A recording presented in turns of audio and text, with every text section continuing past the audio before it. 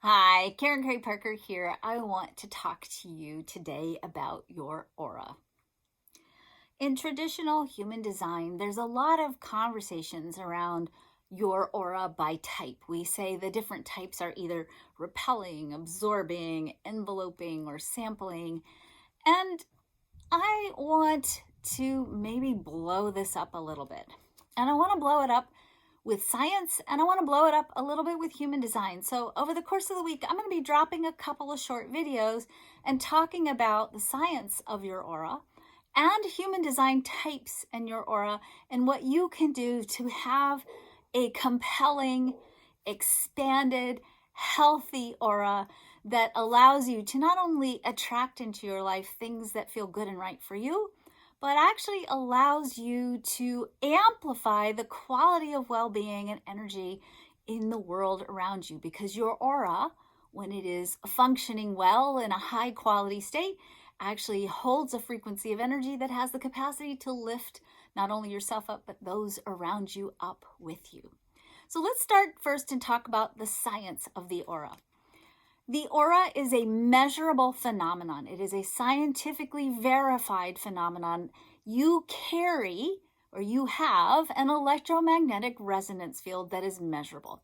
This electromagnetic resonance field emanates from the heart, and it expands with the quality of love and compassion that you experience. The electromagnetic resonance field, when it's operating in a high state, when it is operating in a highly expanded state of love, also is operating in a state of what we call coherence.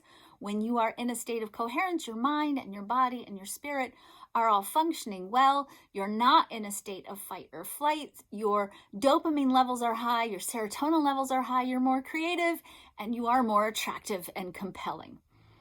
Again, this is a measurable phenomenon. The more we are in a state of coherent, the more creative we are, the more receptive we are to life's intelligence, your intuition, your instinct. All those things that we know from human design help us navigate the unfolding of our life path. It helps us know what's the next right step to take and what's the next most loving, compassionate thing we can do and contribute to the world. So your aura gets bigger, this electromagnetic resonance field gets bigger when you are experiencing higher order archetypes like beauty, truth, love, and the more love you have, or the more in love you are with yourself, with each other, with the world, with your life, the more expansive, the bigger your aura gets, the more compelling it is, the more attractive it becomes. The single most important thing that you can do to impact the quality of your electromagnetic resonance field, your aura, and this is part of becoming sovereign over your own design, is to work with the energies of the G and the will, which are the heart chakra, if you will, if you go back to the origins of the centers in the Hindu chakra system. The gates of the G and the will give us a code, if you will, to the things we can play with, to the archetypical themes we can activate as part of increasing the quality of love we experience in our life and enhancing our aura and enhancing our state of coherence. So we know the G center is the center for lovability.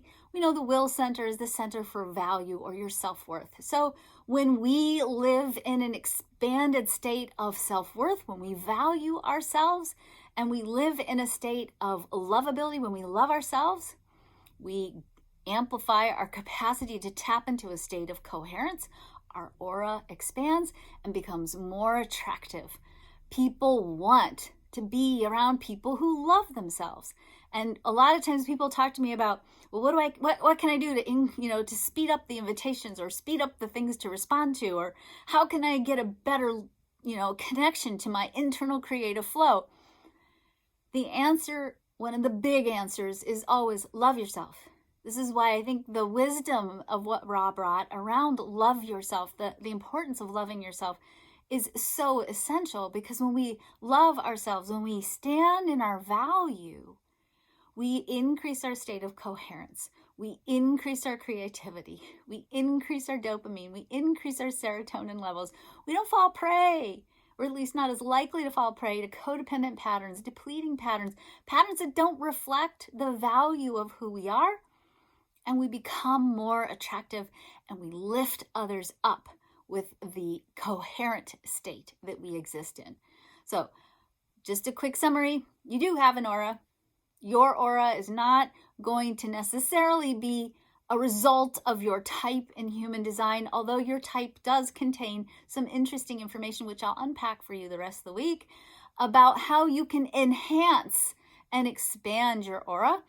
But the single most important thing that you can do to enhance and expand your aura is to be in love with yourself and your life, to value yourself and to value those around you. The more we live in a state of lovability and self-worth, the more expansive our aura becomes, the more coherent we are, the more creative we are, the more we have to give to the world, and the more aligned we are with our life path and that unique, vital, and irreplaceable place that only we can play in the cosmic plan. Okay, that's part one. I'll talk to you tomorrow about manifestors and manifestors, auras, and the code that manifestors have to follow to continue to expand on their sense of lovability and the expansion of their aura.